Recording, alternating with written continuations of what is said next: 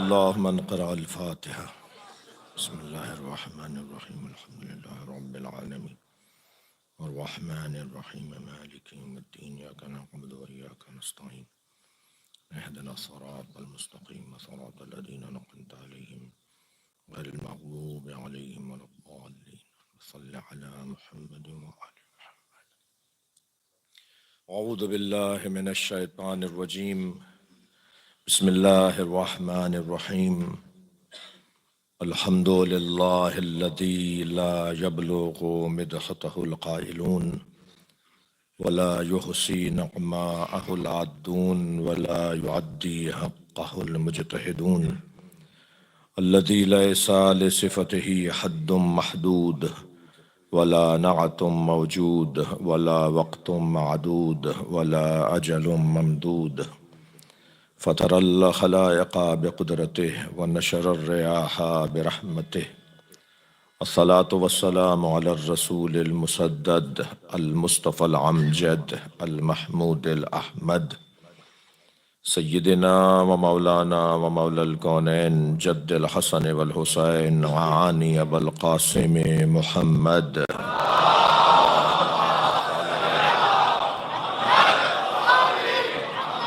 وآله الطيبين الطاهرين المعصومين الذين قال الله إنما يريد الله ليذهب عنكم الرجس أهل البيت ويطهركم تطهيرا.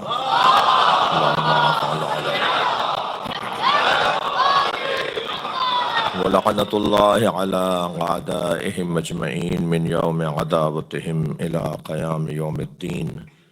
أما بعد، قال الحكيم في قرآن الكريم بسم الله الرحمن الرحيم: هل أتى على الإنسان حين من الدهر لم يكن شيئا مذكورا إنا خلقنا الإنسان من نطفة أمشاج نبتليه فجعلناه سميعا بصيرا إنا هديناه السبيل إما شاكرا وإما كفورا. صلوات.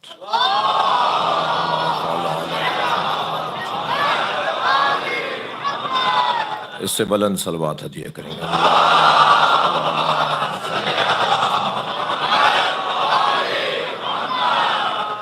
سورہ مبارکہ دہر کی سورہ الانسان کی ابتدائی 3 آیات. موضوع ہے انسان شناسی، انسان کی معرفت، انسان کی شناخت. پروردگار عالم اپنے اس کلام میں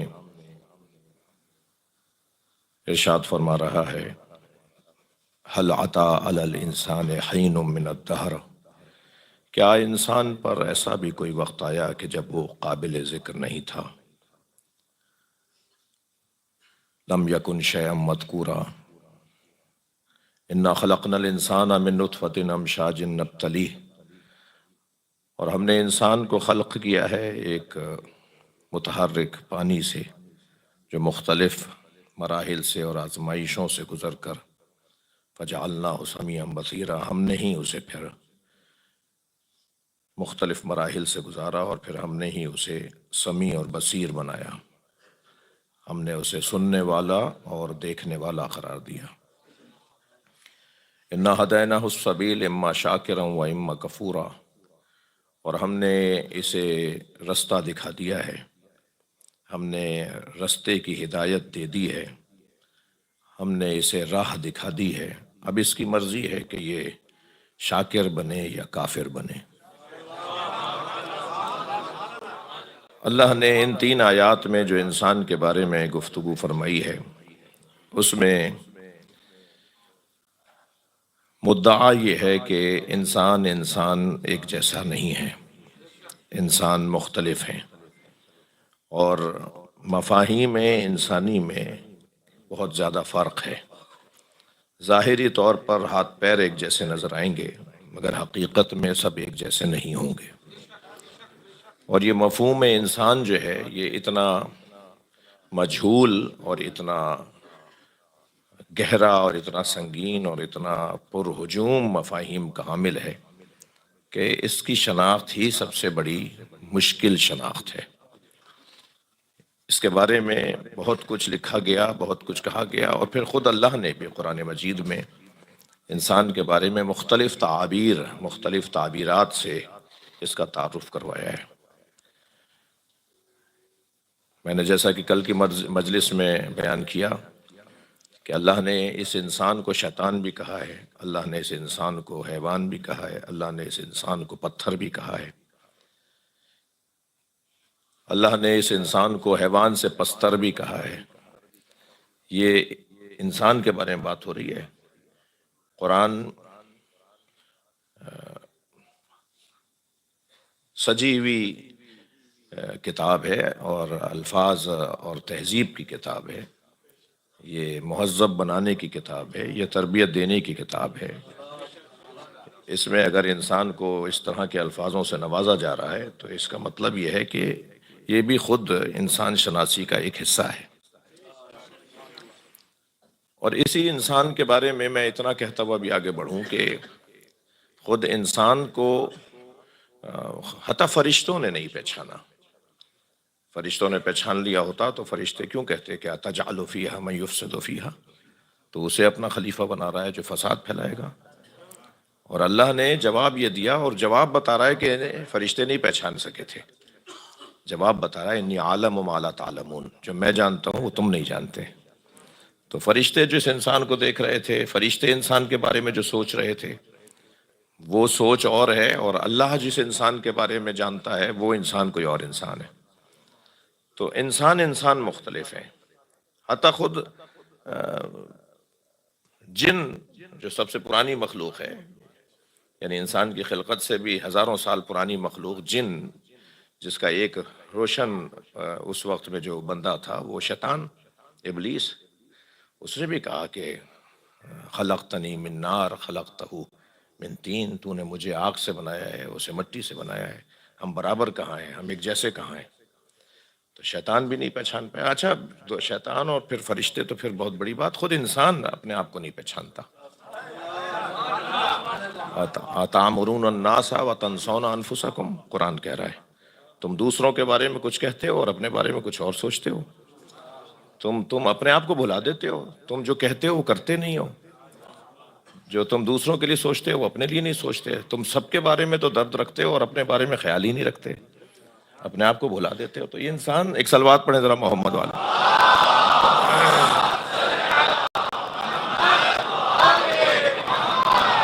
اور یہ انسان اس انداز سے اگر آپ لیں تو اس آیت کریمہ میں بھی جو میں آپ کے سامنے آج ایک مرتبہ پھر تلاوت کر گیا، اور اس میں بھی اللہ نے دو طرح کے انسانوں کو بیان کیا ہے۔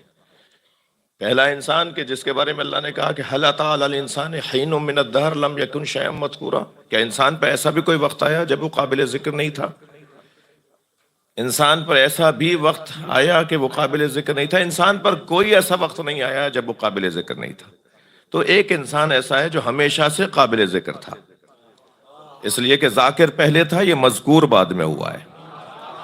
تو اس پر تو کوئی ایسا وقت نہیں آیا کہ جب یہ قابل ذکر نہیں تھا، یہ ہمیشہ سے قابل ذکر تھا۔ کچھ بھی نہیں تھا اور ایک انسان تھا، زمین نہیں تھی، آسمان نہیں تھا، چاند سورج نہیں تھے، کچھ بھی نہیں تھا، مگر ایک انسان تھا۔ اسی انسان کے نور کے ٹکڑے کیے اللہ نے تو پھر مختلف نام رکھ دیے، ایک کا نام محمد رکھ دیا، ایک کا نام علی رکھ دیا، ایک کا نام فاطمہ رکھ دیا، ایک کا نام حسن رکھ دیا، ایک کا نام حسین رکھ دیا۔ یہ وہی انسان ہے۔ صلوات پڑھ لیں ذرا محمد والے۔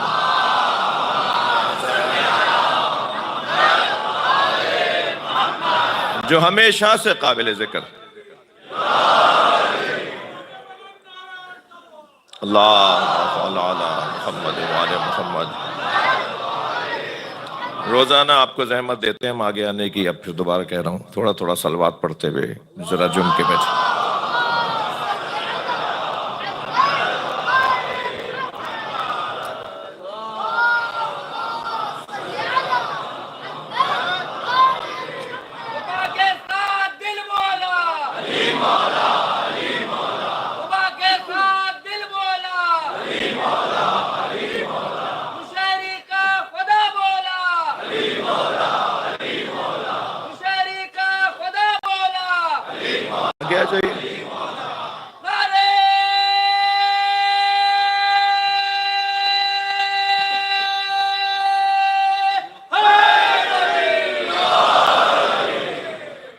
تھوڑی سی جگہ اور بنا سکتے ہیں آپ، برداشت فرمائیے، تھوڑا تھوڑا سا اور آگے آئیے۔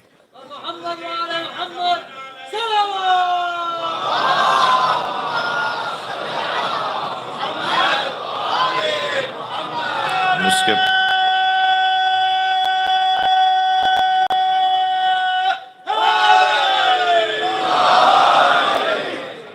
میں کیونکہ بار بار نہیں کہوں گا، بس اسی دفعہ کہہ کر اب پھر جو ہونا ہوگا وہ ہوتا رہے گا۔ تھوڑا سا اور جگہ بنائیے، ایک صلوات پڑھتے ہوئے جو بیچ میں دوست ہے نا، بیچ والے میں۔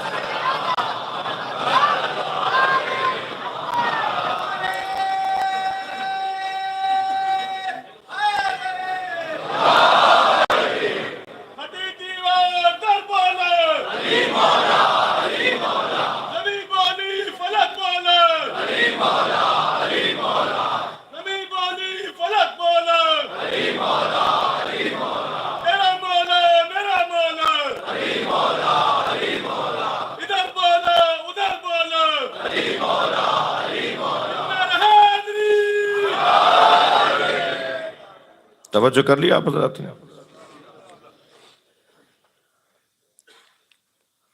یہ جو انسان جو اللہ بیان کر رہا ہے، وہ انسان جو ہمیشہ سے قابل ذکر تھا، اور وہ انسان کے وہ کون سا انسان جو ہمیشہ سے قابل ذکر تھا؟ حالات سوالیہ انکاری سوال ہے، سوال انکاری ہے، یعنی اس میں انکار ہے کہ نہیں ایسا نہیں تھا، ہمیشہ سے قابل ذکر تھا۔ ایک انسان ایسا تھا جو ہمیشہ سے قابل ذکر تھا۔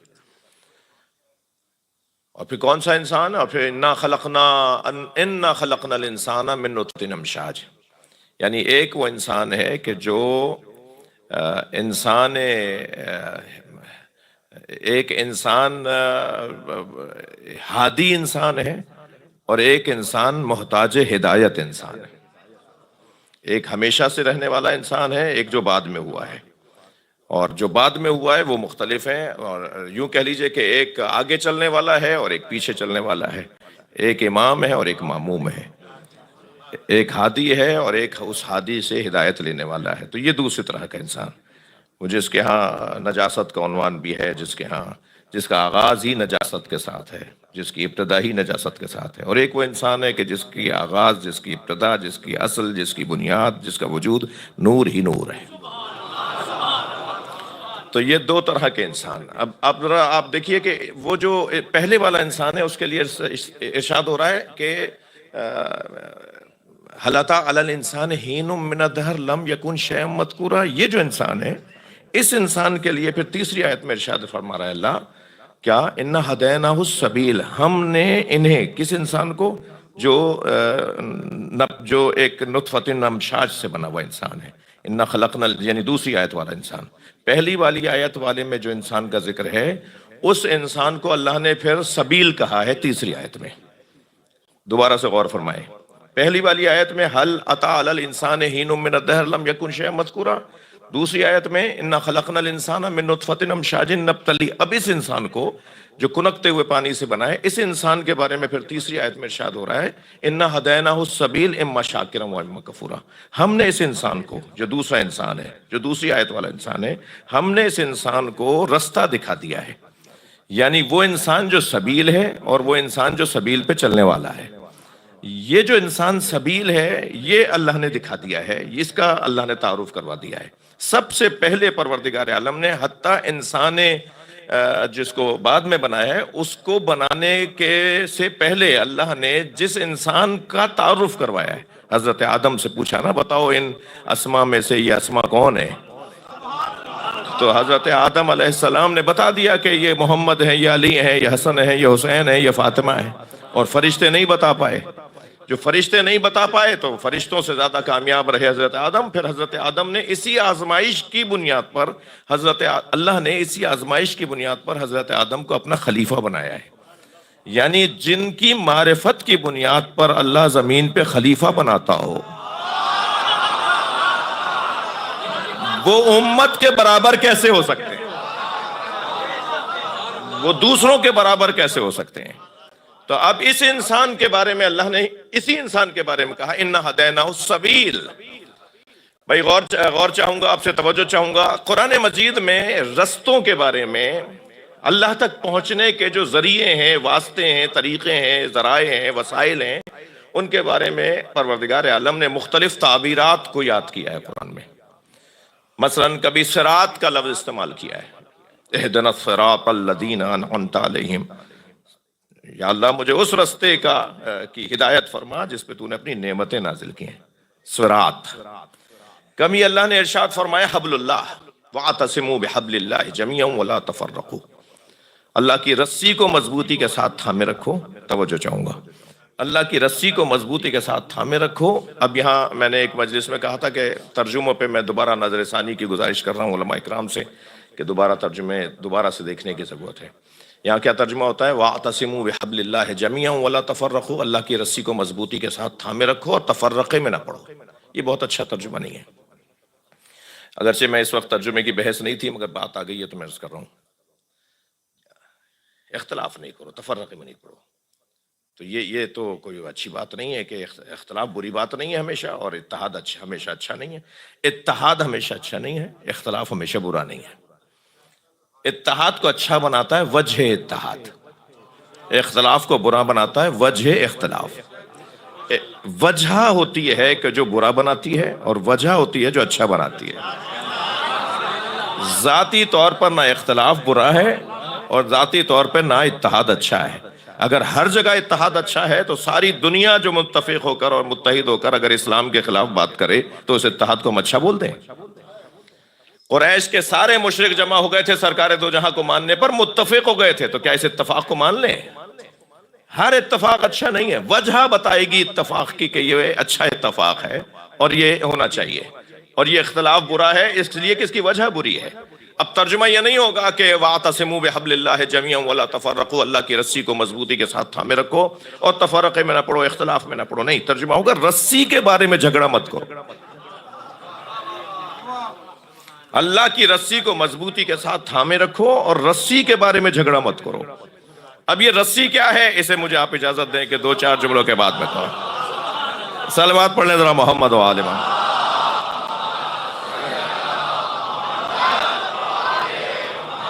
تو کبھی استعمال ہوا ہے لفظ صراط، کبھی استعمال ہوا ہے حبل اللہ، اور کبھی لفظ استعمال ہوا ہے نور، ہدایت کے لیے نور استعمال ہوا ہے، اور کبھی استعمال ہوا ہے سبیل. مگر عجیب اور حسن یہ ہے کہ صراط کی جمع نہیں آئی، حبل اللہ کی جمع نہیں آئی، نور کی جمع یریدون لیطفئوا نور اللہ، انوار کا ذکر نہیں ہے، نور مفرد آیا ہے. قرآن مجید میں نور ہمیشہ جہاں جہاں استعمال ہوا ہے وہاں مفرد آیا ہے. حبل اللہ مفرد آیا ہے جی، صراط مفرد آیا ہے، مگر سبیل کی جمع آئی ہے. والذین جاہدوا فینا لنہدینہم سبلنا، یہ سبل جو ہے وہ سبیل کی جمع ہے. جو ہماری راہ میں کوشش کرنے والے ہوتے ہیں، ہم انہیں اپنے آپ تک پہنچنے کے لیے، اللہ تک پہنچنے کے لیے ہم انہیں مختلف رستے دکھاتے ہیں. تو سبیل کی جمع آئی ہے مگر صراط اور نور اور حبل اللہ کی جمع نہیں آئی. وجہ کیا ہے؟ وجہ یہ ہے کہ ایک رستہ ہوتا ہے جو بڑی شاہراہ ہوتی ہے، ایک راہ ہوتی ہے جو بہت بڑی شاہراہ ہوتی ہے، جو مرکز تک جوڑتی ہے، مرکز تک لے جاتی ہے، اور بہت ساری راہیں ہوتی ہیں جو اس بڑی راہ تک پہنچاتی ہیں. تو جو مختلف راہیں ایک بڑی راہ تک پہنچائیں ان کے لیے تو جمع آئے گا نا. وہ سارے سیدھے رستے ہیں، وہ ساری ہدایت کی راہیں ہیں، وہ جو بڑی راہ پر پہنچا رہے ہیں. اب آپ اپنے ملکوں میں موٹر وے تصور کر لیجئے کچھ دیر کے لیے، مثال میں کوئی عیب نہیں ہے. وہ جو مرکز سے، جو دارالحکومت سے جڑا ہوا رستہ ہوتا ہے اور جو پورے ملک کی ریڑھ کی ہڈی ہوتی ہے، جو ہر شہر سے وہ گزرے گی اور پھر وہ مرکز تک پہنچائے گی، وہ ایک ہی شاہراہ ہوگی نا، ایک کوئی بڑی شاہراہ. مگر اس بڑی شاہراہ تک پہنچنے کے لیے چھوٹے چھوٹے بہت سارے رستے ہوں گے. مثلا آپ اسی شہر کے اندر لے لیجئے جو آپ کے ملک کے اندر بڑی شاہراہ ہے، وہاں تک پہنچنے کے لیے 50 رستے ہیں یا نہیں، لیکن ایک ملک کو جوڑنے والا ایک ہی رستہ ہے. پروردگار عالم نے بھی اس طرح سے رستے عطا کیے ہیں. کچھ وہ رستے ہیں جو بڑے رستے تک پہنچاتے ہیں، اور ایک بڑا رستہ ہے جو اللہ تک پہنچاتا ہے. اب جہاں جہاں اللہ تک پہنچانے والے رستوں کا تصور ہے وہاں مفرد کا لفظ آیا ہے، اور جہاں جہاں اس بڑے رستے تک پہنچانے کا تصور ہے وہاں چھوٹے رستوں کا یعنی سبیل کی جمع سبل آئی ہے.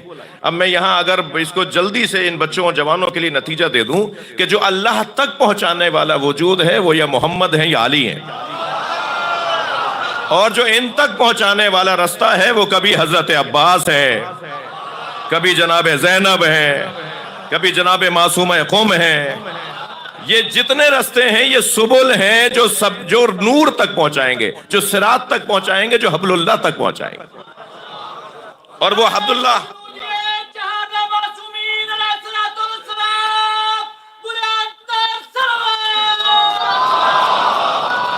اللہم صل علی محمد۔ اگرچہ یہ آخری اور حتمی بات نہیں ہے اس معنی میں کہ سبیل جہاں جہاں آیا ہے، جہاں جہاں سبیل آیا ہے اس سے مراد مولا علی نہیں ہے، یہ ہرگز میں نہیں کہہ رہا۔ قرآن مجید میں جہاں جہاں سبیل کا لفظ آیا ہے اس سے مراد مولا نبی نہیں ہے، یہ ہرگز نہیں کہہ رہا۔ جیسے پھر بلا تشبیہ ایک چھوٹا وولٹیج کا بلب ہوتا ہے، ایک اس سے بڑا ہوتا ہے، ایک اس سے بڑا ہوتا ہے۔ وہ جو رستہ ہے، جو بڑا رستہ ہے وہ بھی رستہ ہے، یہ جو چھوٹا رستہ ہے وہ بھی تو وہیں تک پہنچا، یعنی یہ جو چھوٹا رستہ ہے یہ بھی تو مرکز پہنچا رہا ہے نا، اگرچہ یہ مرکز ڈائریکٹ نہیں پہنچا رہا، یہ ایک اور بڑے رستے تک لے جائے گا، پھر وہ بڑا رستہ ایک مرکز تک پہنچائے گا۔ قرآن مجید میں پروردگار عالم نے ان ہستیوں کے لیے جو الفاظ استعمال کیے ہیں نا، ان میں ایک لفظ ہے حبل اللہ۔ مثلا ابھی میں آپ کے سامنے بیان کر رہا تھا، حبل اللہ، اللہ کی رسی کو مضبوطی کے ساتھ تھامے رکھو اور رسی کے بارے میں جھگڑا مت کرو۔ رسول اللہ سے پوچھا گیا اللہ کی رسی کیا ہے تو آپ نے ایک جواب دیا۔ مولا علی سے پوچھا گیا اللہ کی رسی کیا ہے تو مولا علی نے ایک جواب دیا۔ مولا علی سے پوچھا گیا اللہ کی رسی کیا ہے، فرمایا قرآن۔ مولا نبی سے پوچھا گیا اللہ کی رسی کیا ہے، فرمایا علی۔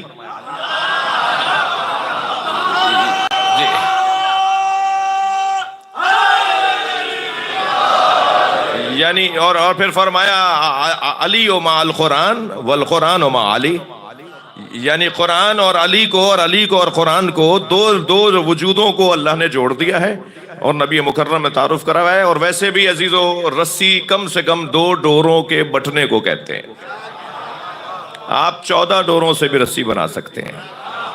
صلوات پڑھ لیں محمد و آل محمد۔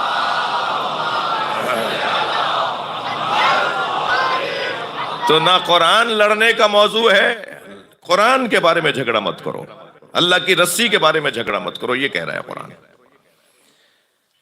اور سبیل سے مراد بھی یہی گھرانہ ہے، سبیل بھی یہی لوگ ہیں۔ لہٰذا ابھی پچھلے دنوں جو ہمارے دونوں پڑوسی ملکوں میں مسئلے ہوئے تو اس کے بعد ہمارے ہاں اس کا ایک عنوان دیا گیا بنیان مرصوص۔ قرآن مجید سورہ مبارکہ صف کے اندر پروردگار عالم ارشاد فرماتا ہے، ظاہراً 4 آیت ہے، ان اللہ یحب الذین یقاتلون فی سبیلہ صفا کانہم بنیان مرصوص، جو اللہ کی راہ میں قتال کرتے ہیں ایک صف بن کر، اور صف بھی ایسی کہ جو سیسا پلائی ہوئی دیوار ہو۔ تو مولا علی علیہ السلام اپنے سینے پہ ہاتھ رکھے فرماتے ہیں یہ فی سبیل ہی کا جو لفظ ہے وہ میں علی ہوں۔ جی اللہ کا رستہ اور ہے، اللہ اور ہے، صراط اللہ، حبل اللہ، یہ جو اللہ کی رسی ہے، یہ مضاف مضاف الیہ صفت و موصوف نہیں ہے۔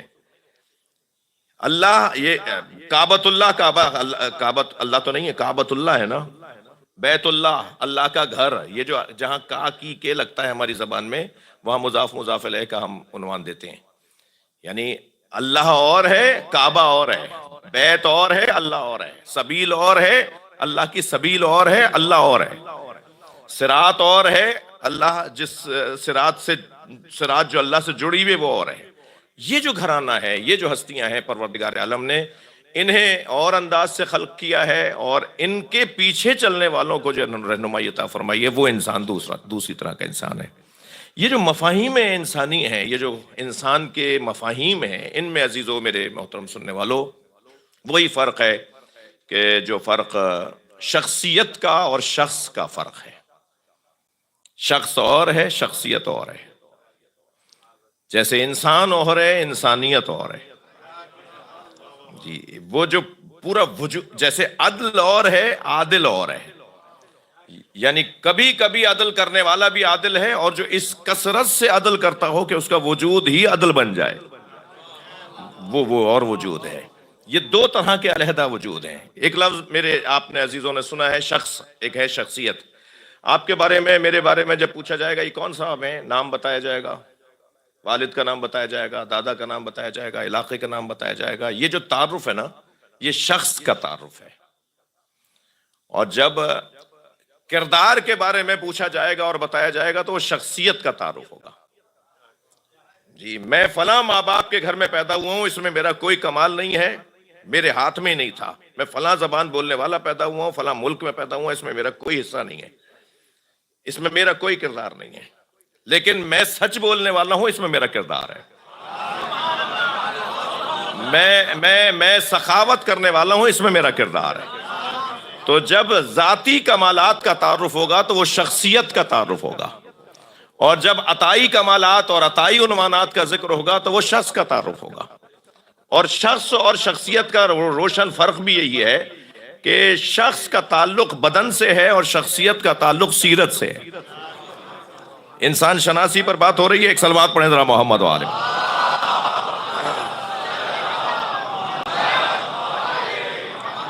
ایک اور بلند صلوات پڑھیں.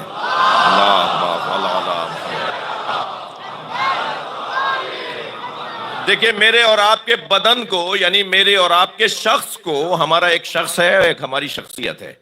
ہمارے بدن کو زندہ رکھنے کے لیے کچھ غذاؤں کی ضرورت ہے، جی کچھ توانائیوں کی ضرورت ہے، اور ہماری شخصیت کو زندہ رکھنے کے لیے بھی کچھ توانائیوں کی ضرورت ہے. شخص کا قتل تیر، بھالے، برچھی، گولی، دھماکے سے ہوتا ہے، مگر شخصیت کا قتل 4 چیزوں سے ہوتا ہے. شخص کو مارنے والی جو چیزیں ہیں، بدن کو مارنے والی چیزیں ہیں، وہ گرم اسلحہ ہے، وہ مثلا زہر ہے، وہ مثلا کوئی گولی ہے، کوئی دھماکہ ہے، کوئی فائرنگ ہے، کوئی بدن کو مارنے والے جتنے بھی اوزار استعمال ہوتے ہیں وہ شخص کو مارنے والی چیزیں ہیں. مگر شخصیت کو 4 چیزوں سے قتل کیا جاتا ہے. شخص کی بھی حیات ہے، شخص کی بھی موت ہے، اور شخصیت کی بھی حیات ہے اور شخصیت کی بھی موت ہے. شخصیت کو جو مارنے والی 4 چیزیں ہیں ان میں سب سے پہلی چیز ہے جہالت. شخصیت کو گولی سے نہیں مارا جاتا، شخصیت کو جہالت سے مارا جاتا ہے. شخصیت کو حسد سے مارا جاتا ہے، شخصیت کو کینے سے مارا جاتا ہے، شخصیت کو بغض سے مارا جاتا ہے. یہ وہ اسلحے ہیں جو شخصیت کو قتل کر دیتے ہیں. اگر آپ تاریخ میں صفحہ پلٹ کر دیکھیں تو ایک ایسی شخصیت ہے جس کا قتل آج تک ہو رہا ہے، اسے ابو طالب کہتے ہیں. انہیں جہالت کے اسلحے سے مارا جا رہا ہے. کچھ لوگ جہالت کی وجہ سے ان کے بارے میں منفی بات کرتے ہیں، ان کی شخصیت کو قتل کرتے ہیں، اور کچھ لوگ ہیں کہ جو حسد کی بنیاد پر ایسا کر رہے تھے. جی میرے مولا نے اس آیہ کریمہ کی تفسیر میں فرمایا ام یحسدون الناس علی ما آتاہم اللہ من فضلہ فقد آتینا آل ابراہیم الکتاب والحکمہ وآتیناہم ملکا عظیما. میرے مولا اپنے سینے پہ ہاتھ رکھ کے فرماتے ہیں اس آیت میں کہ جس میں اللہ ارشاد فرما رہا ہے کہ کچھ لوگ ہیں جو ان لوگوں سے حسد کرتے ہیں جنہیں اللہ نے اپنے فضل سے عطا کیا ہے، اور ہم نے آل ابراہیم کو کتاب اور حکمت عطا کی ہے، اور ہم نے آل ابراہیم کو ملک عظیم عطا کیا ہے. کتاب سے مراد قرآن ہے، حکمت سے مراد نبوت ہے، اور ملک عظیم سے مراد امامت ہے. ہم نے آل ابراہیم کو امامت بھی دی ہے، نبوت بھی دی ہے، اور کتاب قرآن بھی دی ہے. اور کچھ لوگ ہیں جو ان لوگوں سے حسد کرتے ہیں. تو مولا اپنے سینے پہ ہاتھ رکھ فرماتے ہیں نحن محسودون الذین فی الآیہ. اس آیت میں جن محسودوں کا ذکر ہے وہ ہم اہل بیت ہیں. حسد کی بنیاد پر، جہالت کی بنیاد پر. سب سے بڑا قاتل معاشرے کا، سب سے بڑا خطرناک جو اسلحہ ہے معاشرے کو اور شخصیات کو قتل کرنے کا، وہ جہالت ہے. الناس اعداء ما جہلوا. انسان ہر اس چیز کا دشمن ہو جاتا ہے جس کے بارے میں وہ جاہل ہے. دشمنی جس کو نہیں جانتا، جس کے بارے میں وہ جاہل ہے. دشمنی کا سب سے خطرناک ترین سبب جہالت ہے. جہالت کم ہوتی چلی جائے گی، دشمنیاں ختم ہوتی چلی جائیں گی، محبتیں بڑھتی چلی جائیں گی. اس لیے شاید بہت سارے لوگ، ان کی دکانیں، ان کا کاروبار ہی جہالت پھیلانے سے چل رہا ہے. جتنا وہ جہالت کو باقی رکھیں گے اتنی ان کی دکانداری باقی رہے گی. لہٰذا وہ بہت ساری ایسے عنوانات رکھتے ہیں کہ کسی طرح معاشرے میں علم عام نہ ہونے پائے. حسد، حسد، حسد ایک ایسی آگ ہے جو محسود کو جلانے سے پہلے خود حاسد کو جلاتی ہے. حسد کرنے والا سب سے پہلے اپنا نقصان کر رہا ہوتا ہے، اپنے آپ کو تکلیف دے رہا ہوتا ہے۔ اور یہ مجمع، یہ جو امام کو کی محبت میں اور اہل بیت کے احترام میں جمع ہے، یہ مجمع، یہ کسی طور پہ کسی سے حسد نہیں کر سکتا، اس لیے کہ حسد مجبور لوگوں کا کام ہے۔ جی، حسد کرنا مجبور، جن کو کچھ مل نہیں رہا وہ۔ اچھا، حسد اور غبطہ میں بھی فرق ہے، آپ اگر سننا چاہ رہے ہیں تو میں یہ جملہ بھی کہہ دوں، حسد میں اور غبطے میں، رشک میں فرق ہے۔ رشک اور ہے، غبطہ جسے عربی میں کہتے ہیں وہ اور ہے، اور حسد اور ہے۔ رشک کرنے والا کہتا ہے کاش یہ چیز میرے پاس بھی ہو، اسے کہتے ہیں رشک، اس کہتے ہیں غبطہ، جس کے لیے یہ لفظ استعمال ہوا ہے مولا عباس کی عظمت میں۔ جی، حضرت عباس کے لیے ہے کہ حضرت عباس علیہ السلام قیامت میں یغبطہ جمیع الشہداء یوم القیامہ انا لعمی العباس منزلۃ۔ صلوات پڑھیں ذرا محمد والے۔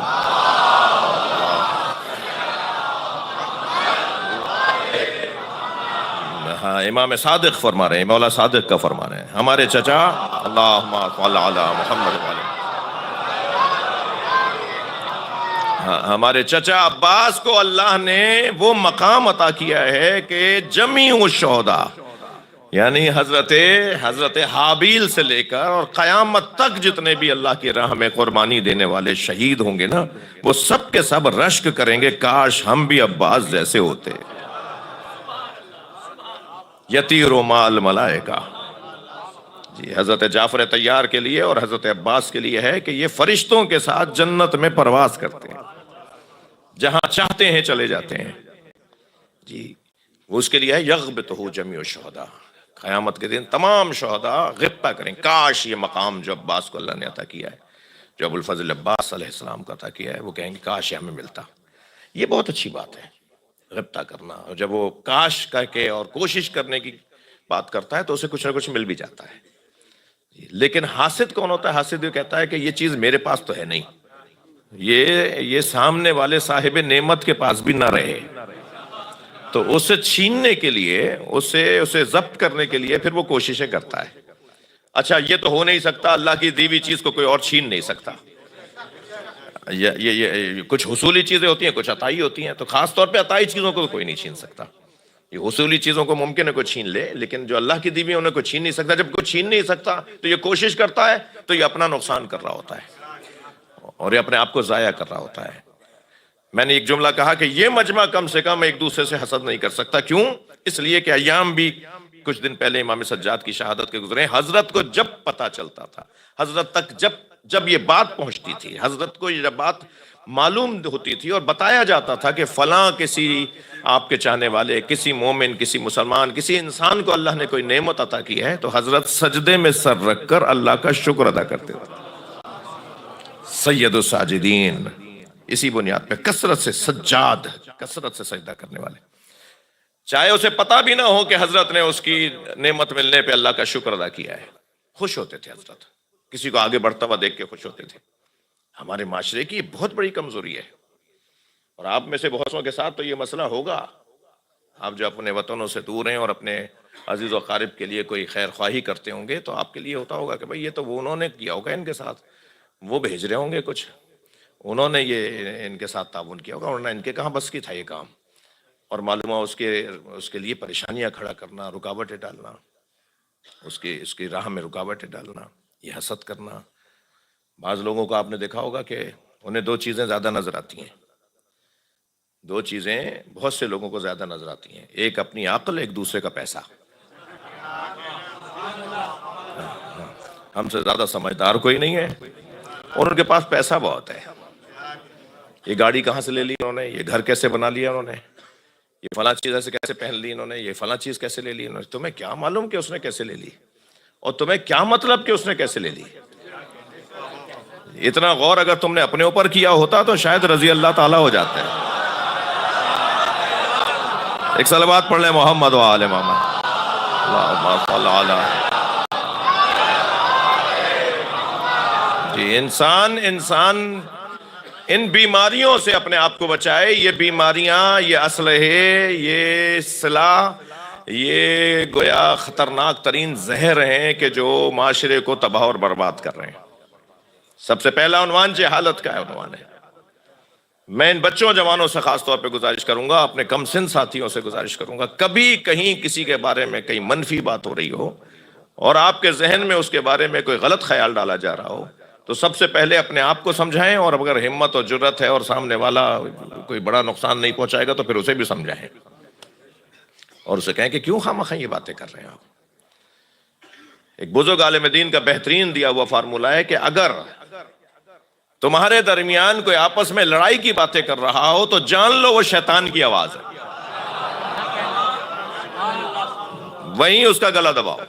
میرے مراد گلا نہیں دباتے نا، یعنی وہیں اس کو ٹوکیں، اسے روکیں کہ یہ کیا بات کر رہے ہیں آپ۔ یہ جہالت پھیلانا، غلط فہمیاں پھیلانا۔ ایک صلوات اور پڑھیں نبی کی ذات۔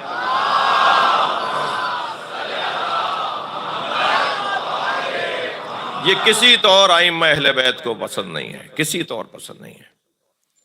اور دوسرا عنوان ہے حسد کا عنوان، اور تیسرا عنوان ہے بغض کا عنوان۔ بغض، بغضی ہے بھائی یہ چوتھا عنوان ہے کینے کا عنوان۔ یہ جو کچھ جانوروں میں کچھ خوبیاں ہیں اور کچھ جانوروں میں کچھ ایسی چیزیں ہیں جن کے بارے میں اللہ نے اور اللہ کے حبیب نے اور ائمہ اہل بیت نے جانوروں سے متعلق جو نصیحتیں فرمائی ہیں نا، کہ فلاں جانور کی طرح رہو اور فلاں جانور سے سیکھو اور فلاں جانور میں یہ صفت تمہارے کام کی صفت ہے۔ اشرف المخلوقات انسان کو کہا جا رہا ہے کہ جانوروں کی طرح زندگی گزارو۔ یہ کیسے ممکن ہے؟ یہ کیا مطلب ہے اس کا؟ اللہ نے ہر مخلوق میں، خاص طور پہ ہر جانور میں کوئی نہ کوئی ایسی خوبی رکھی ہے جو انسان کی ضرورت ہے۔ جی ایک حدیث آپ کو ہدیہ کرنے کا دل کر رہا ہے۔ ارشاد فرماتے ہیں کونوا کالحیہ، سانپ کی طرح زندگی گزارو۔ مولا نبی سے ہاتھ جوڑ کر کہوں یا رسول اللہ، اشرف المخلوقات اور سانپ کی طرح زندگی گزارے، کیا مطلب ہے اس کا؟ میں ایک اپنے بزرگ عالم دین کے پاس اپنے ایک استاد کی خدمت میں حاضر ہوا۔ میں نے کہا مجھے ذرا یہ حدیث سمجھائیے، کونوا کالحیہ، سانپ کی طرح رہو، کیا مطلب ہے اس کا؟ ہم انسان سانپ کی طرح رہیں؟ تو انہوں نے فرمایا کہ سانپ کے اندر 3 خصوصیات اور 3 صفات ایسی ہیں جو اچھی ہیں، تو ان کو اپنانے کی دعوت ہے، مگر ان 3 میں بھی 2 ایسی ہیں کہ جو بہت اچھی نہیں ہیں، اچھی ہیں مگر بہت اچھی نہیں ہیں۔ مثلا ایک صفت سانپ کے اندر یہ ہے کہ سانپ جب تک اسے یہ احساس نہ ہو کہ مجھ پہ حملہ ہونے والا ہے، اس وقت تک حملہ نہیں کرتا، پہل نہیں کرتا حملہ کرنے میں۔ لہذا سوئے ووں کو نہیں ڈستا، سانپ بچوں کو نہیں ڈستا، بچوں کے ساتھ کھیلتا ہے اور چلا جاتا ہے، ان سے لپٹے گا، ان کے ساتھ کھیلے گا، پھر چلا جائے گا، ٹھیک ہے، سوئے ہوئے کو بھی نہیں ڈسے گا۔ میں پاگل سانپ کی بات نہیں کر رہا، جو سانپ ہو یعنی وہ اپنی فطرت کے اوپر ہو۔ تو یہ جب تک اسے احساس نہیں ہوتا کہ ہم اب جیسے آپ لکڑی لے کے کھڑے ہوں گے، پتھر لے کے کھڑے ہوں گے، اس کے اوپر اس کے سامنے آ کے کھڑے ہوں گے، پھر وہ حملہ کرے گا۔ تو شاید یہ فرمایا جا رہا ہے کہ جب تک تمہارا دشمن تم پر حملہ نہ کرے، تمہیں تنگ نہ کرے، کسی کو تنگ نہیں کرو۔ یہ اچھی بات ہے مگر بہت اچھی نہیں ہے۔ یہاں تو یہ کہا گیا ہے کہ دیکھو کہ حملہ کرنے والا، تکلیف دینے والا ہے کون؟ اگر اس کے دل و دماغ میں کسی کونے میں علی بستا ہے، اگر اس کے دل و دماغ میں کسی کونے میں سیدہ کی محبت ہے تو پھر اس کو معاف کر دو۔ اس نے ایک بات کی ہے، بدلہ نہیں لو، اسے درگزر کرو۔ ہر آدمی کے ساتھ ایک جیسا رویہ نہیں رکھو، حتیٰ جو دشمنان اہل بیت ہیں ان کے ساتھ بھی اپنا اخلاق اچھا رکھو۔ تو یہ اچھی صفت ہے مگر بہت اچھی نہیں ہے، یقیناً یہ والی صفت اپنانے کو نہیں کہا۔ ایک اور صفت بھی سانپ کے اندر ہے، اور صفت وہ یہ ہے کہ دوسری اچھی صفت کہ اس کا ظاہر بہت اچھا ہے، نگار بنے ہوئے ہوتے ہیں، نقش بنے ہوئے ہوتے ہیں، اندھے کو ہاتھ لگاتے ہیں، اندھے کو آنکھوں والا تو نہیں لگائے گا ہاتھ، اندھے کو ہاتھ لگائیں تو اس سے پوچھیں بھئی کیسا لگ رہا ہے، تو کہے گا بہت ملائم چیز ہے، بہت ہاتھوں کو اچھی لگ رہی ہے، لمس کریں گے، مس کریں گے تو اچھا لگے گا۔ ظاہر اچھا ہے سانپ کا، باطن میں زہر ہے۔ تو شاید یہ پیغام دیا جا رہا ہے کہ اپنا ظاہر اچھا رکھو، باطن میں چاہے تم کیسے ہی ہو، کم سے کم ظاہر تو اچھا کرو۔ لیکن یہ اچھا ہے، بہت اچھا نہیں ہے۔ اس لیے کہ جس کا ظاہر اچھا ہو اور باطن میں زہر ہو اسے منافق کہا جاتا ہے۔ ہرگز یہ نہیں پیغام دیا جا رہا کہ اپنا ظاہر ہی اچھا بنائے رکھو، بس باطن میں چاہے تم دوسروں کے لیے زہر بھرے رہو۔ لیکن ایک اور صفت بھی ہے سانپ میں، اور وہ یہ ہے کہ وہ جب تن و مند ہو جاتا ہے، کھا پی کر صحت مند ہو جاتا ہے، لمبا چوڑا موٹا ہو جاتا ہے، تو ہر کچھ سال کے بعد، چند سالوں کے بعد، وہ زمین میں سوراخ کر کے 40 دن کے لیے زمین میں بیٹھ جاتا ہے اور اپنا گوشت گھلاتا ہے، اور جب اس کا گوشت گھل جاتا ہے تو باہر نکلتا ہے تو اس کی کھال اترتی ہے، کیونکہ گوشت تو ختم ہو چکا ہوتا ہے، کھال وہ پرانے گوشت کے مطابق ہوتی ہے، تو گوشت اتر جاتی ہے، کھال اتر جاتی ہے، اور وہ پھر نئی زندگی کا آغاز کرتا ہے۔ معصوم فرما رہے ہیں کہ ہر کچھ مدت کے بعد ذرا مراقبے میں چلے جاؤ، ذرا تنہائی میں چلے جاؤ، ذرا اپنے اوپر غور کرنے کے لیے محاسبے میں چلے جاؤ، اپنے اوپر بھی تو غور کرو۔ اللہ نے یہ ہمیں دعوت، ہمیں فطری طور پر ایسا کرنا چاہیے، لیکن اس نے پھر بھی انتظام کر دیا کہ ماہ مبارک رمضان میں 30 دن کے لیے ہمیں یہ موقع دے دیا ہے۔ تم جتنا روزے کی کیفیت میں رہو گے اتنا تم اپنی حقیقت اور اپنی فطرت کی طرف پلٹو گے۔ روزہ سوم، سیام، ماہ سیام، روزہ ہمیں ہماری اصلیت اور فطرت کی طرف پلٹاتا ہے، ہم جیسے تھے ویسا بناتا ہے۔ اور اگر آپ آمادہ ہیں تو یہاں میں ایک جملہ اور کہہ دوں، سارا کمال ہی انسان کا یہ ہے کہ جیسا تھا ویسا بن جائے۔ اللہ نے اسے منافق نہیں بنایا تھا، اللہ نے اسے کینہ پرور نہیں بنایا تھا، اللہ نے اسے جھوٹا نہیں بنایا تھا۔ کیسا بنایا تھا ویسا ہی یہ دوبارہ ہو جائے، یا ویسا ہی بنا رہے، باقی رہے۔ یہ انسان کی انسانیت میں ایک کمال ہے اور جوہر ہے۔ تھکے نہیں ہیں؟ فرماتی ہیں سیدہ، فرماتے ہیں سرکار دو جہاں، یہ حدیث سیدہ سے بھی ہے، نبی مکرم سے بھی ہے، انی احب من الصبیان خمسۃ خصال، مجھے بچوں کی 5 خصلتیں پسند ہیں۔ الاول انہم الباکون، الثانی لا يدخرون لغد، الثالث یجتمعون علی التراب، الرابع یعمرون ثم یخربون، الخامس یختصمون بغیر حقد۔ ترجمہ کروں؟ ویسے تو آپ سب کو عربی آتی ہے تو ابھی ضرورت تو نہیں ہے۔ کیسا یہ بچہ کیسا تھا ہمارا، جیسا ہم کیسے پیدا ہوئے تھے، ہم جیسا ہمارا بچہ ایسے ہی پیدا ہوئے، ہم بھی ایسے ہی تھے۔ ہمیں اگر اپنا دور یاد نہیں ہے، اپنا ماضی یاد نہیں ہے، اپنا جیسے بنے تھے، جیسے خلق ہوئے تھے وہ یاد نہیں ہے، تو ہمیں یہ تو پتا ہے نا کہ ہمارا بچہ کیسا ہے۔ ایسے ہی ہم بھی تھے جی۔ میں بھی شخصیت اور شخص کی بات کر رہا تھا انسان شناسی کے موضوع میں۔ عزیزان گرامی، کبھی غور فرمایا کہ 1400 سال پرانی کتاب قرآن یہ جدید دور کے ساتھ کیسے چل رہی ہے؟ کچھ لوگوں کے ذہن میں تو یہ خیال آ چکا ہے کہ صاحب یہ پرانی کتاب ہے، زمانہ بدل گیا ہے، دور بدل گیا ہے، زمانہ جدید ہو گیا ہے، یہ کیسے اس زمانے کے ساتھ چل سکے گی کتاب؟ انہیں جواب دے رہا ہوں۔ عزیزان گرامی، انسان نہیں بدلتا، مادہ بدلتا ہے، انسان نہیں بدلتا۔ جیسے ہمارا آج بچہ ہے، ہمارے پردادا بھی ایسے ہی تھے جب پیدا ہوئے تھے۔ انسان نہیں بدلتا، وسائل بدلتے ہیں، مادہ بدلتا ہے۔ ہمارے کپڑے بدل گئے، ہمارے دادا پردادا بغیر پگڑی کے باہر نہیں نکلتے تھے، آج کوئی پگڑی نکال کر پہن کر باہر آ جائے تو اس کو سب مڑ مڑ کے دیکھ رہے ہوتے ہیں۔ آپ اپنے دادا کی تصویر دیکھیے، اپنے پردادا کی تصویر دیکھیے، بغیر سر کھلے نہیں باہر آتے تھے، ان کا حلیہ کچھ اور ہوتا تھا، ان کا لباس کرو۔ پہلے کی غذائیں کچھ اور تھیں، آج کی غذائیں کچھ اور ہیں۔ پہلے مکانات کا انداز بنانے کا کچھ اور تھا، آج بنانے کا انداز کچھ اور ہے۔ پہلے کی سواریاں کچھ اور تھیں، آج کی سواریاں کچھ اور ہیں۔ یہ جتنی مثالیں ہیں نا، یہ ساری مادے کے بدلنے کی مثالیں ہیں، انسان کے بدلنے کی نہیں ہیں۔ کل کا انسان مارنے کے لیے تیر کا استعمال کرتا تھا، آج کا انسان ایٹمی بموں کا استعمال کرتا ہے۔ کیا مارنے والا بدلا یا مارنے کے وسائل بدلے؟ کیا پہلے والا ہی مارتا تھا، آج نہیں مارتا؟ آج والا بھی مارتا ہے، پہلے والا بھی مارتا تھا۔ یہ مارنے والا نہیں بدلا، انسان نہیں بدلا، وسائل بدلے ہیں۔ اگر اس کا ایکو بند کر دیں گے تو مجھے تھوڑا سا اچھا لگے گا۔ ایک صلوات اور پڑھیں گے نبی کے ساتھ۔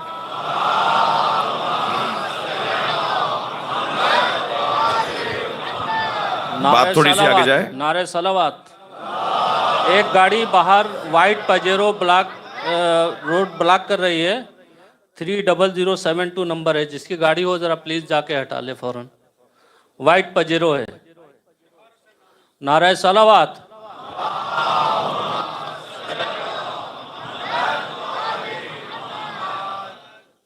گاڑی کے مالک کا نام بھی پتہ چل گیا.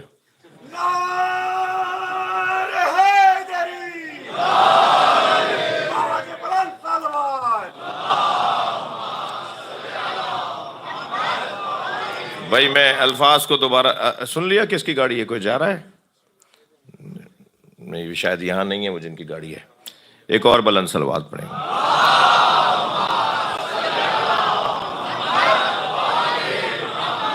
ایک دفعہ پھر دوہرا رہا ہوں بات کو. یہ قرآن، یہ نہج البلاغہ 1400 سال پرانا کلام ہے، اللہ کا کلام، مولا علی کا فرمان. نہج البلاغہ کی تفسیر جیسے ہم قرآن کی تفسیر جیسے ہم نہج البلاغہ کہتے ہیں، یہ پرانی کتابیں ہیں، پرانے پیغامات ہیں. آج جدید زمانے کے ساتھ کیسے چلیں گے؟ سوال یہ تھا جی. یہ قرآن، یہ اللہ کا پیغام اس لیے جدید زمانے کے ساتھ چلے گا کیونکہ یہ حقائق پر مشتمل ہے. اور مادہ بدلتا ہے، حقائق نہیں بدلتے. جی، وسائل بدلتے ہیں، حقائق نہیں بدلتے. ذرائع بدلتے ہیں، حقائق نہیں بدلتے. لباس بدل گیا ہے مگر لباس پہننا اور لباس کی ضرورت نہیں بدلی ہے. جی، کھانے بدل گئے ہیں مگر کھانے کی ضرورت نہیں بدلی ہے. سواریاں بدل گئی ہیں مگر سواریوں کی ضرورت ختم نہیں ہوئی ہے. رہنے کے لیے گھر چاہیے، گھر کے طریقے بدل گئے ہیں، اسٹائل بدل گئے ہیں، ڈیزائن بدل گئے ہیں، مگر گھروں کی ضرورت ختم نہیں ہوئی ہے. جی، اسلام کا ویسے بھی کوئی لباس نہیں ہے. اسلام نہیں کہتا کہ درداشہ پہنو تو تم مسلمان، جبہ پہنو تو تم مسلمان، عربی پیراہن پہنو تو تم مسلمان، پینٹ شرٹ پہن لو تو تم کافر. ایسا نہیں کہتا اسلام نہیں کہتا. اسلام کا کوئی لباس ہی نہیں ہے. ٹائی لگا لو گے، پینٹ پہن لو گے، مثال کے طور پہ پاجامہ کرتا پہن لو گے تو تم ایسے ہو جاؤ گے. نہیں، اسلام کہتا ہے حیا بچاؤ، جو چاہو پہنو. بے حیائی کو اسلام پسند نہیں کرتا. اب یہ جو حیا ہے نا، یہ ایک حقیقت ہے. اب اس حقیقت تک پہنچنے کے لیے جو بھی تمہیں لباس مل رہا ہے وہ پہنو. اسلام کی کوئی ڈش بھی نہیں ہے کہ صاحب یہ کھاؤ گے تو اسلام، اور یہ کھاؤ گے تو یہ چینی ہو جاؤ گے، تم جاپانی ہو جاؤ گے، تم امریکی ہو جاؤ گے. اسلام کی کوئی ڈش نہیں ہے. اسلام کہتا ہے حلال کھاؤ، جو چاہو کھاؤ، حرام نہیں کھاؤ بس. ایسے ہی سواریوں کے لیے بھی اسلام کہتا ہے کہ نہیں، پہلے والے گھوڑوں پہ بیٹھتے تھے، اونٹوں پہ بیٹھتے تھے. اچھا، عجیب بات ہے، مادہ بدلا ہے، ترقی ہوئی ہے مادی طور پر، مگر جو مادی طور پہ ترقی ہوئی ہے، کیا ترقی ہوئی ہے؟ پہلے والی سواریاں جب اس پہ بیٹھا جاتا تھا تو سینہ چوڑا کر کے شاہانہ انداز سے بیٹھتے تھے. اور آج کی مہنگی ترین سواری بھی جب تک گردن جھکوا نہیں لیتی بیٹھنے نہیں دیتی. کیا ہوا؟ ذلیل کرتی ہے.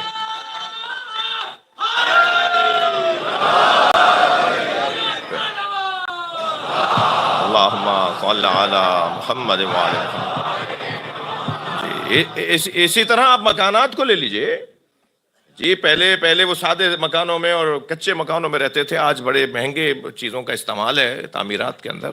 تو اسلام کا بھی کوئی مکان نہیں ہے کہ یہ والا ڈیزائن ہوگا تو اسلامی طرز تعمیر ہے اور یہ والا ہوگا تو یہ کافرانہ انداز تعمیر ہے. نہیں، اسلام کہتا ہے نہیں، تم چاہو جتنے بڑے مکان میں رہو، مگر یاد رہے کسی کا مال کھا کے گھر مت بنانا. بہنوں کا حصہ دو، بھائیوں کا حصہ دو. صلوات پڑھیں ذرا محمد و آل محمد.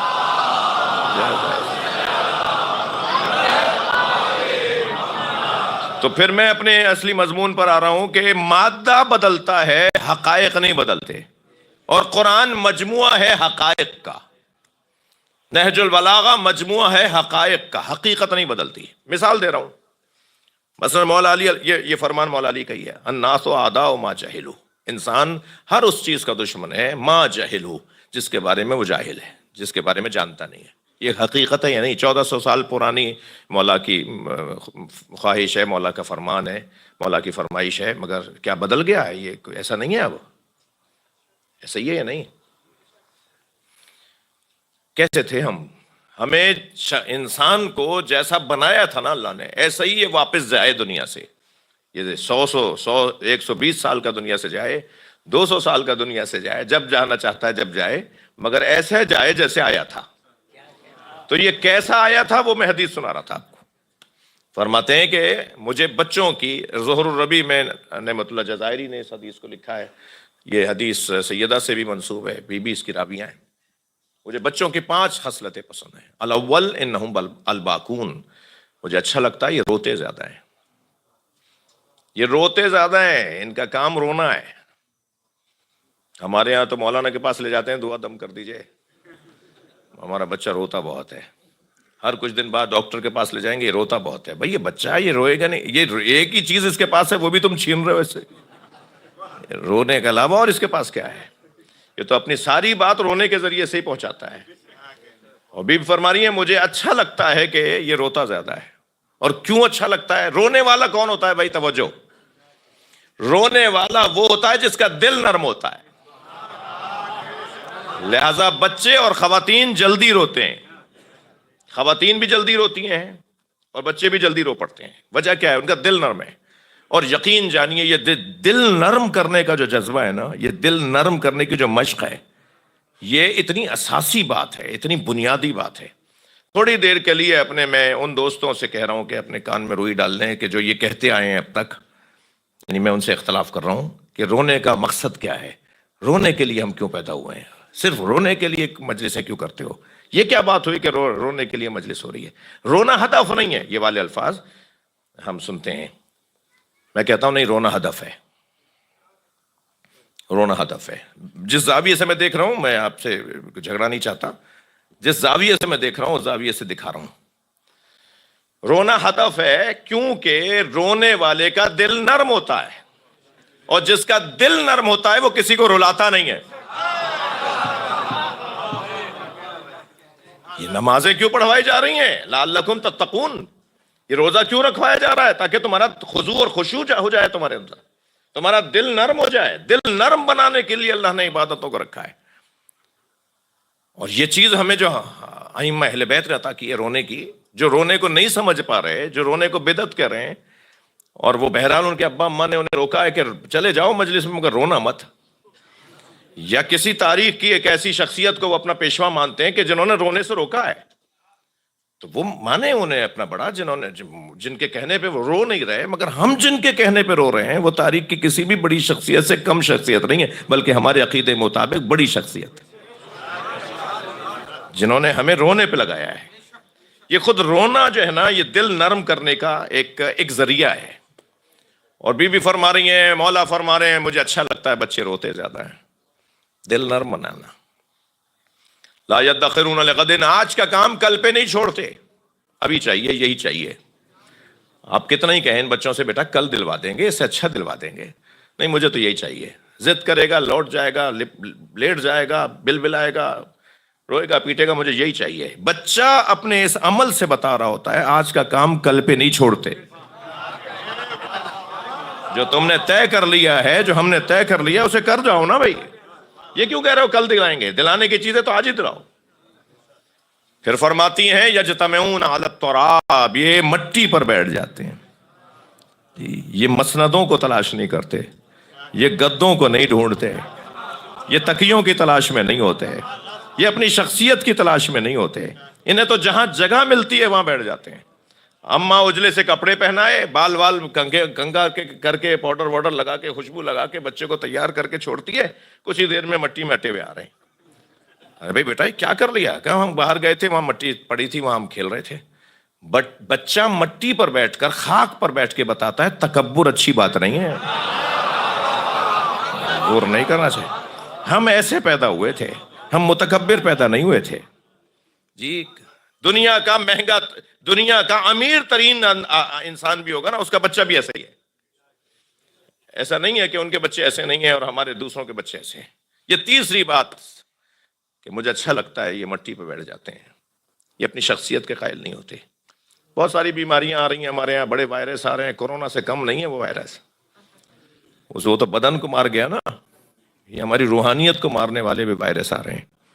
ان میں سے ایک وائرس ہے خود پسندی، انانیت، اپنی شخصیت کا قائل ہونا، اچھی جگہ ڈھونڈنا، اور وہ بھی بعض اوقات عبادتوں میں، نماز جماعت میں آگے والی صف میں بیٹھیں گے، یہ آگے والے سارے پیسے والے لوگ ہوں گے، زیادہ حیثیت والے لوگ ہوں گے، پہلے سے ہی وہ قبضہ بھی کر کے چلے جاتے ہیں سجدہ رکھ کے جی۔ اور اگر کوئی اور آ کے بیٹھ جائے تو وہ آ کے کہتے ہیں تم یہاں کیوں بیٹھ گئے؟ ان کا جی میں نے یہ سجدہ نہیں رکھی ہوئی تھی، یہاں رکھی ہوئی تھی تو یہ میں رکھ کے گیا تھا، جیسے قبضہ کر کے چلے گئے۔ اور جیسے پہلے یا بعض علاقوں میں اب بھی ہے نا کہ وہ بس میں چڑھ رہے ہیں تو وہ اپنا رومال رکھ کے چلے جاتے تھے سیٹ کے اوپر، تاکہ کوئی اور مسافر اس جگہ نہیں بیٹھے کسی نے رومال رکھا ہوا ہے۔ وہ بسوں میں قبضہ کرتے ہیں سیٹوں پر، یہ مسجدوں میں مصلی پہ قبضہ کرتے ہیں۔ یہ اپنے بارے میں اس طرح کی آگے بیٹھیں گے، خاص جگہ ڈھونڈیں گے، اگر کوئی احترام نہیں کر رہا ہے تو ناراض ہوں گے۔ یہ کیا ہو رہا ہے؟ وہ بھی مجلس میں، وہ بھی مصلی پر۔ یہ بھی فرما رہی ہے مجھے اچھا لگتا ہے کہ یہ مٹی پہ بیٹھ جاتے ہیں۔ اور چوتھی صفت بتاؤں، فرما رہی یامرون ثم یخربون، یہ مٹی کے کھلونے گھروندے بناتے ہیں، کھیلنے کے بعد لات مار کے توڑ دیتے ہیں۔ جی ممکن ہے کوئی کہے مولانا یہ آپ مثال حدیث میں بہت پرانی مثال آئی ہے، آج کوئی بچہ مٹی کے کھلونے سے نہیں کھیلتا، آج تو الیکٹرانک کھلونے کا زمانہ ہے، سیل سے چلنے والے، ریموٹ سے چلنے والے کھلونے ہیں آج تو میں ان سے بات کر رہا ہوں، بچہ نہیں بدلا ہے، کھلونا بدلا ہے، بچہ نہیں بدلا۔ کون سا گھر ایسا ہے جس میں 1 مہینے سے زیادہ یہ سیل والا کھلونا چلتا ہو؟ یہ جب کھیل لیتا ہے، جب اس کا دل بھر جاتا ہے تو پھر یہ کہتا ہے اس کے اندر کیا ہے، اور پھر اسے اندر دیکھنے کے لیے جب اسے کھولتا ہے تو اسے بنتا نہیں ہے وہ، اور پھر وہ کسی ٹوکری میں کسی ڈسٹبن میں پڑا ہوتا ہے۔ تو بھائی کھلونا بدلا ہے، بچہ نہیں بدلا۔ آج کا بچہ بھی ویسا ہی ہے، اپنے کھلونوں سے کھیلنے کے بعد، اور بچے کا کھلونا اس کی دنیا ہے۔ بچے بچوں سے لڑ جاتے ہیں کھلونوں پر، گھروں میں لڑائیاں بچوں کی کھلونوں پر ہی ہوتی ہیں، بچے کی ساری دنیا اس کا کھلونا ہے۔ یہ اپنی دنیا سے جب دل بھر جاتا ہے تو اسے لات مار کے توڑ دیتا ہے۔ اور یہ پیغام ہے بڑوں کو بھی ہے، اپنی دنیا سے دل لگا کے مت بیٹھو، یہ استعمال کی چیز ہے، استعمال ہو گئی تو اسے چھوڑ دو۔ اس کی خاطر لڑ رہے ہو، بھائی بھائی پہ مقدمہ کر رہا ہے، ایک دوسرے کے خلاف جو ہے وہ عدالتوں میں جا رہے ہیں، کس کی خاطر، کس چیز کی خاطر؟ دنیا کی خاطر، کرسی کی خاطر، زمین کی خاطر، فلیٹ کی خاطر، پلاٹ کی خاطر۔ اور پانچویں صفت بی بی فرماتی ہیں یختصمون بغیر حقد، یہ لڑتے ہیں مگر دلوں میں کینہ نہیں رکھتے، یہ لڑتے ہیں مگر دلوں میں کینہ۔ ابا اماں لڑ لیے بچوں کی لڑائی پر، اور یہ جب وہاں پر مرنا جینا ختم کر کے لوٹے تو دیکھا یہ دوبارہ کھیل رہے ہیں۔ ارے بھائی تمہاری وجہ سے تو ہم لڑائے۔ تو بچہ بتاتا ہے اپنے عمل سے کہ جن میں لڑائی تھی انہوں نے دل میں کینہ نہیں رکھا۔ 10 سال کے بعد بھی دہراتے ہو، تم نے مجھے ایسے بولا تھا۔ اللہ چاہتا ہے کہ جیسا اللہ نے بنایا تھا ایسے ہی انسان واپس لوٹے، تو گویا یہ کامیاب واپس جا رہا ہے۔ اور ان سارے پیغامات کے لیے، ان سارے جو آج کی میری گفتگو تھی، اس کے لیے سب سے آئیڈیل اور سب سے مثالی اگر کوئی گھرانہ ہے تو وہی ہے کہ جنہیں اللہ نے قابل ذکر انسان قرار دیا ہے۔ ان کا ذکر کرتے رہو، جن کا ذکر اللہ کرتا ہے، اللہ کے بندے کیوں نہیں کرتے؟ یہ مجلس، یہ عزاداری، یہ کربلا ہمیں ان تمام معارف اور ان تمام مفاہیم کی طرف متوجہ کرتی ہے۔ جیو علی کی طرح کہتے ہیں کہ یہ نعرہ ہے مرو حسین کی طرح، میں کہتا ہوں نہیں، تقسیم نہیں کرو، جیو بھی علی کی طرح اور دنیا چھوڑو بھی علی کی طرح، جیو بھی حسین کی طرح اور دنیا چھوڑو بھی حسین کی طرح۔ خالط الناس مخالطتاً، لوگوں کے ساتھ ایسے رہو کہ ان عشتم ہنو الیکم، اگر زندہ ہو تو لوگ تم سے ملنے کے مشتاق ہوں، وَإِن مُتُّمْ بَكُوا عَلَيْكُمْ، اور اگر مر جاؤ تو تم پہ رونے کے لیے تیار ہوں۔ ایسے زندگی گزرے، انسان اپنے آپ کو انسان رکھے، انسان بنا کے رکھے، انسان باقی رکھے۔ یہ پیغام ہے کربلا والوں کا، یہ قرآن کا حکم ہے، یہ ائمہ اہل بیت کی تعلیمات ہیں۔ اللہ ہمیں انسان رہنے کی توفیق عطا فرمائے، اور یہ بہترین رستہ ہے جسے ذکر کربلا کہتے ہیں۔ وہ جیسے آئے تھے نا ویسے ہی واپس آ رہے ہیں. من المومنین رجال صدقوا ما عہد اللہ علیہ منہم من قضى نہبہ ومنہم من ينتظر وما بدلوا تبدیلا. مومنین میں سے کچھ ہمت والے لوگ ہیں. یہ کام جو ابھی باتیں میں کر رہا تھا یہ ہمت کی باتیں ہیں. یہ تقریر کرنا میرا آسان ہے مگر ان پہ عمل کرنا مشکل ہے. جی کام مشکل ہے یہ. مگر جن لوگوں نے ان باتوں پر عمل کیا ہے قرآن نے انہیں مرد اور ہمت والا کہا ہے. من المؤمنین رجال، مومنین میں سے کچھ ہمت والے ہیں جنہوں نے اپنے رب سے کیے ہوئے وعدے کو پورا کیا ہے. کچھ ہیں جو وعدہ پورا کر گئے اور کچھ وہ ہیں جو وعدہ پورا کرنے کے منتظر ہیں. وما بدلوا تبدیلا، اور یہ اپنے وعدے کے خلاف نہیں جائیں گے. جو انہوں نے طے کیا ہے اپنے رب سے اسے پورا کریں گے.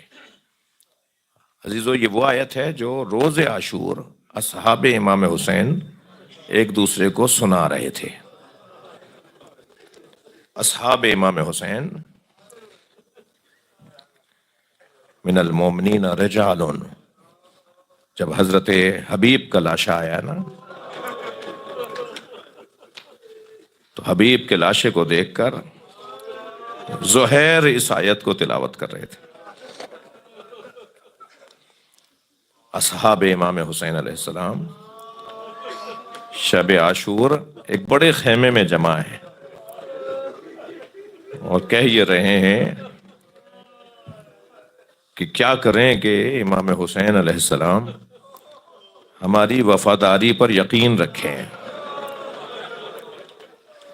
تو تمام اصحاب نے خواہش کی کہ امام ان سے ملاقات کریں، اور امام جب ان سے ملنے ایک بڑے خیمے میں گئے تو حضرت زہیر قین نے یا حضرت حبیب ابن مظاہر نے امام حسین سے فرمایا تھا مولا اگر 70 مرتبہ مارے گئے اور پھر زندہ کیے گئے تو ہم آپ کو چھوڑ کر نہیں جائیں گے. امام نے اس وقت فرمایا تھا کہ جیسے اصحاب میرے اصحاب ہیں، انی لا ارا اصحابا کا صحابی، ایسے میں نے کسی کے اصحاب کو نہیں دیکھا، کسی کے اصحاب ایسے نہیں تھے. جب امام حسین نماز جماعت پڑھا رہے تھے نا کربلا میں عاشور کے دن، اور پسر سعد کی طرف سے آواز آئی کہ گواہ رہنا پہلا تیر حسین کو میں مار رہا ہوں، اور اس نے تیر پھینکا ہے، تو حضرت زہیر قین اور حضرت سعید ابن عبداللہ یہ ڈھال لے کر کھڑے ہو گئے تھے امام کے نماز جماعت کی حفاظت کے لیے. مسلسل تیر برس رہے تھے اور یہ تیروں کو روک رہے تھے. کوئی ایک تیر امام حسین تک نہیں آنے دیا. بعض تیر ان کے بازوؤں پر لگے، ان کے پیروں میں لگے، ایک تیر حضرت سعید کے سینے پہ لگا. مگر ہر مرتبہ جب تیر لگتا تھا تو اپنے آپ سے کہتے تھے ابھی حسین کی نماز مکمل نہیں ہوئے ہے. اپنے آپ کو حوصلہ دے رہے ہوتے تھے اور ایک دوسرے کو حوصلہ بندھا رہے ہوتے تھے. جب امام حسین کے سلام کی آواز آئی نا، نماز مکمل کرنے کی آواز آئی، تو حضرت سعید کو اتنے تیر لگ چکے تھے کہ وہ کھڑا نہیں ہو پا رہے تھے، وہ زمین پہ گر گئے. امام نے آگے بڑھ کر مصلی چھوڑا، مکمل نماز ہو گئی. آگے بڑھ کر حضرت سعید کے سر کو اپنے آغوش میں لیا تو حضرت سعید ابن عبداللہ نے اپنا سر ہٹا دیا. امام نے پھر اپنے زانوں پہ لے لیا، پھر انہوں نے ہٹا دیا. جب امام نے دیکھا یہ بار بار سر ہٹا رہے ہیں، امام نے فرمایا تم اپنا سر کیوں ہٹاتے ہو؟ تو فرمان لگے مولا یہ شہزادوں کی جگہ ہے. کہاں زانو حسین اور کہاں مجھ غلام کا سر؟ امام نے فرمایا سعید کچھ کہنا چاہتے ہو؟ تو فرمایا مجھے حبیب سے کچھ کہنا ہے. حضرت حبیب ابن مظاہر کچھ عقب میں کھڑے تھے. امام نے فوراً آواز دے کر کہا حبیب کو لاؤ، سعید کچھ کہنا چاہتے ہیں. حضرت حبیب قریب آ کے بیٹھے تو سعید کی کانپتی بھی آواز آئی حبیب اپنا کان میرے منہ کے قریب لاؤ. سعید نہیں چاہتے کہ حضرت امام حسین سنیں، تو حضرت حبیب جھک گئے، اپنا کان ان کے منہ کے قریب لگایا، اپنے کان کو ان کے دہن کے قریب لگایا. تو سعید نے آواز دے کر کہا حبیب حسین کو چھوڑ کے نہ جانا، تمہارے آنے سے میرے مولا کو ڈھارس بہت. اجرکم اللہ، اجرکم اللہ۔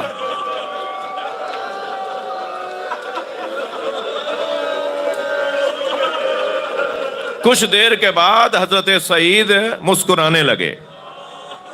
امام نے پیشانی کا بوسہ دیا، سعید ماشاءاللہ ایسے ہمت کرتے ہیں؟ کہا مولا میرے سرہانے رسول اللہ آ گئے ہیں، مجھے کہہ رہے ہیں تم نے میرے بچے کی جان بچائی ہے، میں تمہیں جنت میں لے جانے آیا ہوں۔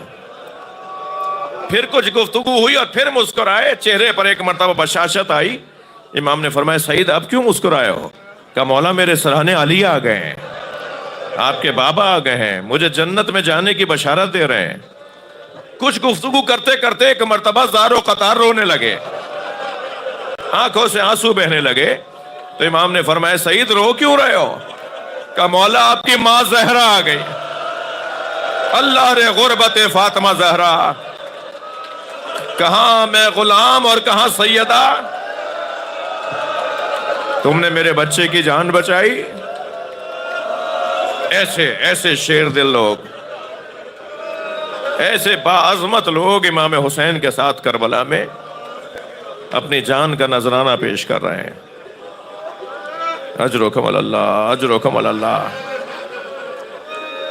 میں نے ایک پہلی مجلس میں کہا تھا کہ امام نے لاشیں تو بہت اٹھائے مگر 4 لاشوں پہ حسین بہت روئے، تھکیں گے نہیں۔ جن کی آوازیں بلند ہو رہی ہیں اللہ ان کو اجر عطا فرمائے، جنہیں رونا نہیں آ رہا ان کے لیے دعا ہے کہ اللہ انہیں آنسو عطا فرمائے۔ یہ بہت بڑی نعمت ہے جسے عزاداری اور جسے گریہ کہا جاتا ہے۔ وہ جو 4 لاشیں جن پر امام کی آنکھوں میں آنسو آتے، زبان پہ شکر کے کلمات، زبان پہ شکر کے کلمات اور آنکھوں میں آنسو، ان میں ایک لاشا حضرت قاسم کا لاشا، اجرکم اللہ، اجرکم اللہ۔ دوسرا لاشا علی اکبر کا لاشا، اجرکم اللہ۔ تیسرا لاشا حضرت عباس کا لاشا۔ چوتھے لاشے کا نام بتاؤں، وہ چھوٹا بہت تھا مگر امام حسین سے اٹھتا نہیں تھا، کبھی آگے جاتے تھے انا للہ، اجرکم اللہ، اجرکم اللہ، اجرکم اللہ۔ حق ہے ایسے رونے کا۔ کبھی الٹے پیر واپس آتے تھے، رضن بقضائہ و تسلیما لامرہ۔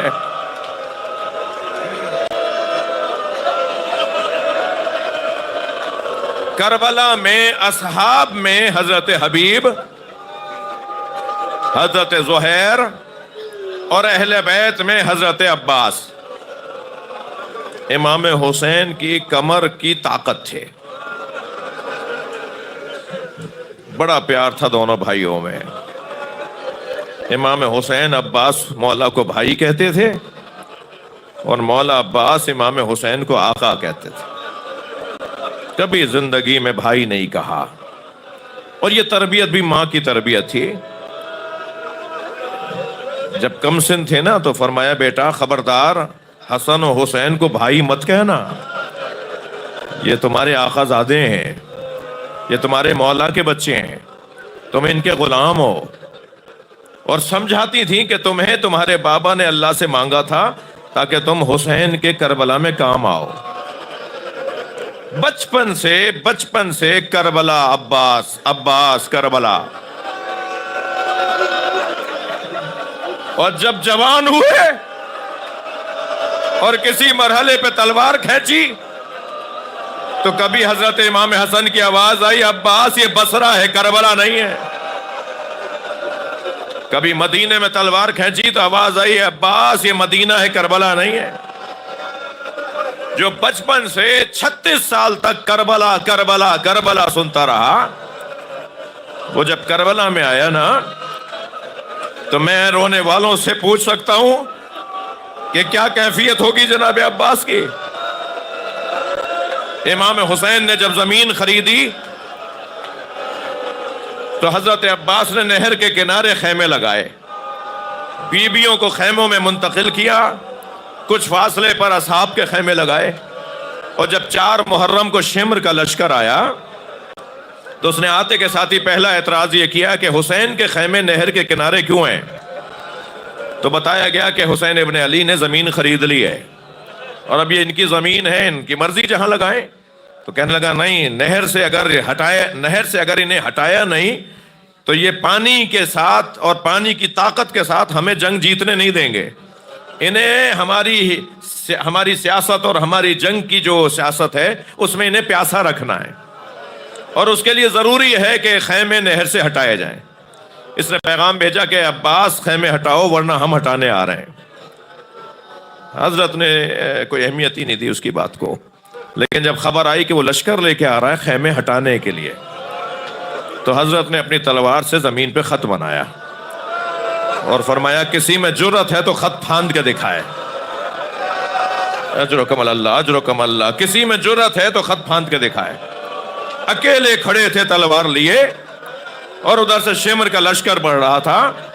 امام حسین نے جب یہ تیور دیکھے نا تو جناب زینب کے خیمے میں آ گئے اور جناب زینب سے فرمایا اے میری بہن زینب، عباس کو بلا لو۔ اجرکم اللہ، عباس کو بلا لو۔ جناب فضہ گئیں، جا کے کہا چھوٹے شہزادے تمہیں آقا زادی زینب بلا رہی ہیں۔ فرمایا بی بی جا کر میری بی بی کو سلام کہیں اور کہیں کچھ ہی دیر میں خوشخبری لے کر آ رہا ہوں، میں آج جنگ کربلا کو 4 محرم کو ہی تمام کر رہا ہوں۔ جناب فضہ گئیں، پھر پلٹ کر آئیں اور حضرت عباس کے قریب کھڑے ہو کے فرمانے لگیں عباس، زینب کہہ رہی ہیں تم آتے ہو یا میں آ جاؤں؟ تلوار کو نیام میں رکھا، خیمے میں آئے، دیکھا بی بی کے برابر میں امام حسین کھڑے۔ سمجھ گئے مولا عباس کے مولا کیا چاہتے ہیں۔ آواز دے کر کا مولا خیمے ہٹا دوں؟ امام حسین نے فرمایا ہاں عباس خیمے ہٹا دو۔ اجرکم اللہ، اجرکم اللہ۔ پھر 7 محرم کو جب پانی بند ہوا، اللہ کرے میرا سننے والا مجمع تھکے نہیں، مجھے جلدی نہیں ہے، ایام ازاں ہے، رونے کے ایام ہیں۔ جب 7 محرم کو پانی بند ہوا تو مولا عباس آتے ہیں امام حسین کی خدمت میں، مولا گھاٹ سے قبضہ چھڑانا میرا کام ہے، مجھے اجازت ہے حملہ کروں؟ حضرت نے فرمایا عباس ہمیں حملے میں پہل نہیں کرنی، ہم پہل نہیں کریں گے، ادھر سے حملہ نہیں ہوا ہے، حملے میں ہم پہل نہیں کریں گے۔ نقن صاحب لکھتے ہیں کہ جب 9 محرم کو حملہ ہوا نا تو حضرت عباس گھوڑا دوڑاتے ہوئے ایسے آ رہے تھے جیسے ابھی قہر بن کے دشمن پہ گریں گے، اور حضرت کے خیمے کے باہر کھڑے ہو کر امام حسین سے اذن دخول مانگا، اور پھر خیمے میں جب حضرت نے آواز دی عباس اندر آ جاؤ تو اتنے خوش نظر آئے، فرمایا مولا آپ کہتے تھے ہمیں پہل نہیں کرنا، دشمن نے پہل کر دی، اب میں بتاؤں انہیں کہ میں کون ہوں؟ اجرکم اللہ۔ فرمایا عباس جاؤ 1 رات کی مہلت لے کر آؤ۔ ہاں یوں ہی باب الحوائج نہیں بنتا کوئی، جو باب الحوائج ہے نا انہوں نے اسی انداز سے اپنی ابدیت کو ثابت کیا۔ میں ہاتھ جوڑ کر کہوں گا امام حسین سے مولا 1 رات کی مہلت، 9 محرم کی جگہ 10 محرم کو جنگ حضرت علی اکبر کو بھیج دیا ہوتا، حضرت حبیب کو بھیج دیتے، حضرت زہیر قین سے فرماتے جا کے ایک بات کرو، مگر مولا حسین تو چاہتے ہیں نا میرے عباس کی منزلت روشن ہو۔ فرمایا جاؤ 1 رات کی مہلت دے کر آؤ، اللہ کسی کریم کو کسی خبیث کے دروازے پہ نہ لے جائے۔ جب جا کر کہا نا میں عباس علی ہوں، مجھے میرے مولا نے بھیجا ہے جنگ 10 محرم کو کرنا، تو پسر سعد نے کہا میں مشورے کر کے بتاؤں گا۔ کھڑے ہیں حضرت عباس اور یہ مشورے کر رہا ہے کہ ایک مرتبہ شمر نے کہا جنگ آج ہی تمام کرو، مگر ایک بصرے کا سردار تھا جس کا نام ابن جموں لکھا ہے، وہ آواز دے کر کہتا ہے اے پسر سعد، اگر ترک اور دیلم کے غلام بھی کہتے ہیں نا کہ ایک دن آگے بڑھا دو جنگ تو ہمیں بڑھا دینی چاہیے تھی، یہ زہرا کا لال ہے، یہ فرزند زہرا ہے۔ باہر آ کے کہا کہ عباس جا کر حسین سے کہہ دو اب جنگ عاشور کے دن ہوگی۔ اور جب عاشور کا دن شروع ہوا تو پہلا جو حملہ تھا، یعنی ظہر سے پہلے جو جنگ ہوئی ہے وہ ہوئی ہے لشکر بلشکر. حضرت امام حسین کی طرف سے 40 مجاہد گئے ہیں اور ادھر سے ان کا لشکر آیا ہے، اور ان 40 کو مولا نے آواز دے کر کہا عباس انہیں واپس لے کر آؤ. وہ گھر گئے تھے دشمن کے اندر، ان میں سے ایک تعداد شہید ہو گئی تھی. حضرت نے فرمایا انہیں بچا کر واپس لے کر آؤ. حضرت عباس تنہا گئے ہیں اور ان میں سے 30 لوگوں کو جو باقی رہ گئے تھے انہیں بچا کر واپس لائے. شاید اسی وجہ سے غازی لقب پڑا ہے. اور پھر جب جنگ تن بتن ہونے لگی تو پھر ہر کچھ دیر بعد آ کے کہتے تھے مولا مجھے جانے کی اجازت ہے. تو امام فرماتے تھے تم ہمارے لشکر کے سالار ہو. ایک ایسا وقت آ گیا کیا کہ کھڑے ہو گئے مولا مجھے مرنے کی اجازت ہے. حضرت نے فرمایا عباس جاؤ ان بچوں کے لیے پانی لے آؤ. اجرکم اللہ اجرکم اللہ. پانی لینے گئے تھے، نہر کے کنارے پہنچے، مشکیزے کو بھرا، پانی لے کے چل رہے تھے کہ ایک مرتبہ ایک سیدھا بازو قلم ہوا. آپ نے دوسرے بازو میں مشکیزے کو لیا. حکیم ابن طفیل نامی ظالم نے دوسرا بازو بھی قلم کیا. حضرت نے اپنے دہن کے اندر، اپنے دانتوں کے اندر مشکیزے کے تسمے کو دبایا اور پانی لے کر آگے بڑھ رہے تھے اور یہ کہہ رہے تھے اپنے آپ سے عباس پانی پہنچا دو. سکینہ انتظار کر رہی ہے. ایک سنسناتا ہوا تیر مشکیزے میں آ کے لگا، پانی کے ساتھ عباس کی آس بہنے لگی. گھوڑے کو آواز دے کر کہا میں اس قابل نہیں ہوں کہ خیمے میں جاؤں. تو ایک آنکھ میں تیر آ کے لگا. اب یہ کیسے نکالے تیر؟ بازو تو کٹ گئے ہیں. جھک کر اپنے گھٹنوں کے زور سے تیر نکالنا چاہا تو سر پہ گرز آ کے لگا.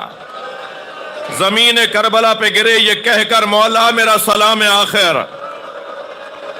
حسین مولا، عجیب منظر ہے کربلا میں اس وقت میں. حسین مولا چلے ہیں حضرت عباس کی طرف، مگر سنیں گے عزادارو آدھے میدان سے واپس آ گئے اور خیموں کے درمیان حضرت نے اپنے گھوڑے کو گشت لگایا، گشت دیا اور پھر آگے بڑھے. پھر آدھے میدان سے 3 مرتبہ حسین آدھے رستے سے واپس آئے. یہاں مقتل نگاروں کا کہنا یہ ہے واپس یوں آتے تھے، سوچتے تھے اب زینب پر حملہ ہوگا.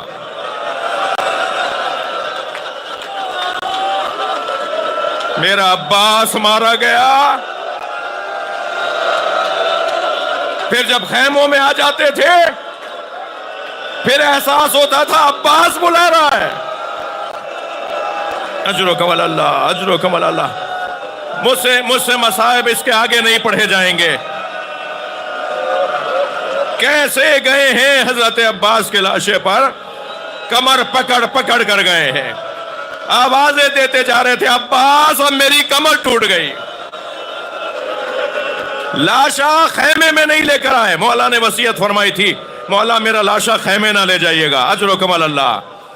مگر عزادارو میرا دل کہہ رہا ہے میرے ساتھ اس ماں کو بھی سلام کریں جو روزانہ جنت البقیع جاتی ہے، اپنی انگشت شہادت سے 4 قبروں کے نشان بناتی ہے اور مرثیہ پڑھتی ہے مجھے ام البنین مت کہا کرو. ام البنین تو بیٹوں کی ماں کو کہتے ہیں. میرے وہ بیٹے کہاں رہے جن کی وجہ سے میں ماں ہوں. اجرکم اللہ. بس آخری روایت سن لیجئے، بہت گریہ ہو گیا، اللہ آپ کو اس کا ثواب عطا فرمائے.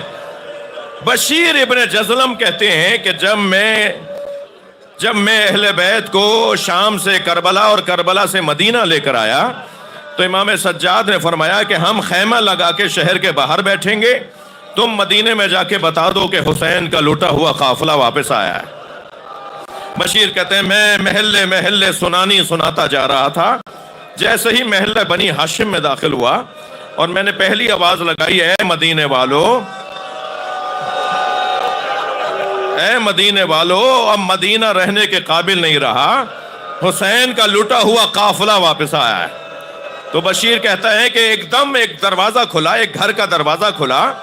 میں نے دیکھا ایک قوی ہیکل بی بی ہے جس کے ہاتھ میں عصا ہے، کاندھے پر ایک بچہ بیٹھا ہوا ہے. وہ اپنے گھر سے باہر آئی اور میرے قریب آ کے کہنے لگی کس حسین کی بات کر رہے ہو؟ تو بشیر کہتے ہیں میں نے کہا میں جان سکتا ہوں کہ آپ کون ہیں؟ میں کس سے بات کر رہا ہوں؟ آپ ہیں کون بی بی؟ آپ اپنا تعارف کروائیں. تو انہوں نے کہا میں عباس کی ماں ام البنین ہوں. بشیر کہتے ہیں میرے اوپر کب کبھی تاری ہو گئی, اتنا روب تھا بی بی کا. تو میں نے کہا میں آپ کے عباس کا حال بتاؤں؟ کہ نہیں, مجھے حسین کا حال بتاؤ. میں نے کہا میں آپ کے عثمان کا, جعفر کا, عون کا, چاروں بیٹوں کے نام لیے بشیر نے, میں آپ کے بچوں کا حال بتاؤں؟ کہنے لگے نہیں, مجھے حسین کے بارے میں بتاؤ. تو میں نے گردن جھکا کے گھبراتے ہوئے کہا حسین کو کربلا میں پیاسا مار دیا. کہتے ہیں جیسے ہی میں نے کہا حسین کو کربلا میں پیاسا مار دیا, انہوں نے زمین پر پیر مارا اور کہا عباس کہاں تھا؟ میں نے کہا بی بی عباس کے بازو کاٹے جا چکے, عباس کے سر پہ گرز لگ گیا.